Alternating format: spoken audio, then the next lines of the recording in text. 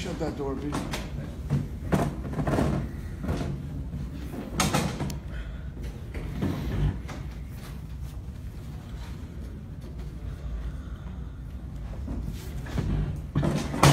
You shut that door?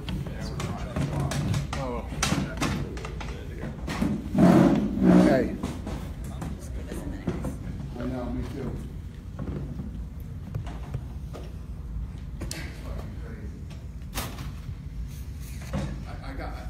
I got media guys in here. Let me call you back when I get done with this. Fucking Ari.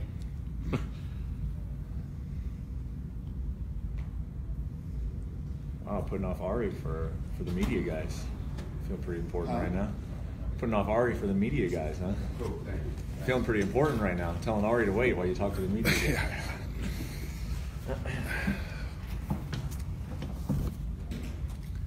So, you guys ready? Yeah. Tell me when.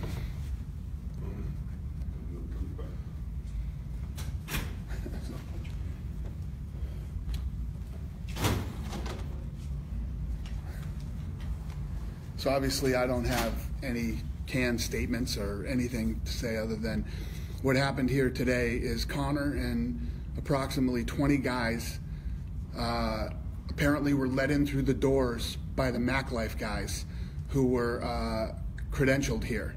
They opened the doors for them through an entrance. They stormed the building, got down to the loading docks where the fighters were getting on the buses and started to attack the buses, throwing trash cans and dollies and things like that. Broke one of the windows and cut Michael Chiesa really bad. He had glass, he cut his head, he cut his face. Rose Namajunas apparently was almost hit. She's super upset right now and basically left and walked back to the hotel and hurt one of our employees, broke one of our employees' knuckles and other injuries, you know, and obviously everybody's shaken up when 30 thugs storm a, you know, these guys are all cutting weight and getting ready for a fight. This is the most disgusting thing that has ever happened in the history of the company.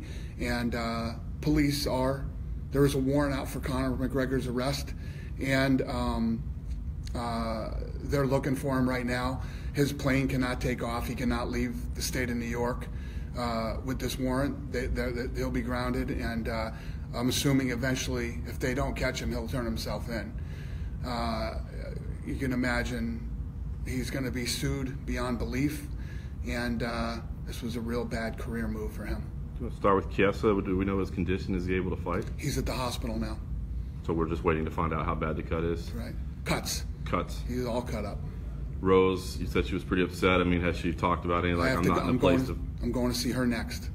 And how about your professional relationship with Conor? Not good. I think that after this disgusting, despicable move, I think everybody's relationship with Conor is going to be not so great. I mean, even the police officer who came to me about this is like, God, I was a fan of his too. Not anymore. I mean, this is the type of bad decision you make that turns a lot of people off against you. You know, he attacked a bus. Listen, he's got some beef with Khabib because of the Artem thing that went down. You don't come into Barclays Center, attack people that are in a bus who are fighting the next day. And the worst part is the women that were on the bus. They're fighters. Rose is a fighter and Carolina are fighters, but these goons are throwing you know, bike racks and chairs and things like that through the windows of the bus and didn't care who they hit or who they hurt. So, are there any steps you can take? I mean, obviously you got to let the legal process play out, but are there any steps you can take as a promotion against Conor at this time? I haven't even talked to my crew right now, and obviously, you know, we're disgusted with him right now, completely disgusted. And you know, I don't know. We'll see. I got to regroup, and you know, we have a fight this Saturday, and that's what I need to focus on and make sure that these fighters are okay and get through this fight on Saturday. But yeah, the answer to that is yes. The question is what, you know. Yeah. So yes. Have you tried to reach out directly yet to him? No, I don't want to talk to Conor McGregor. I know you said yesterday you weren't sure if he was coming. Did you know he was in town? Yeah, we knew last night that he was in town. Yeah. Do you know? You said there was a lot of people we saw the group. Do you know if it was him or his people? A lot of people we saw that with Conor. Do you know if it was him throwing things? Oh, they're all on video. Oh, Conor was absolutely throwing things. Oh yeah, I think Conor's the one that threw the chair through the bus window, right? Yeah, it's all on video. Not only were people shooting from inside the bus, people were shooting from outside the bus and the security cameras that they have downstairs. Everything's on camera, including the MacLife guys letting them in the doors. Sitting here, yeah, I know it's fresh, but you want to be in business with Conor McGregor? Yeah, no, right now, no, absolutely not. What do you make of? I mean, why? What do you make of this? Do you want to be in business with Conor McGregor right now? Do you want to chase this guy around for interviews and buy his fights? Do you? Yeah. No, I don't think anybody is going to want to right now. No, I think everybody's going to be pretty disgusted with Conor McGregor right now.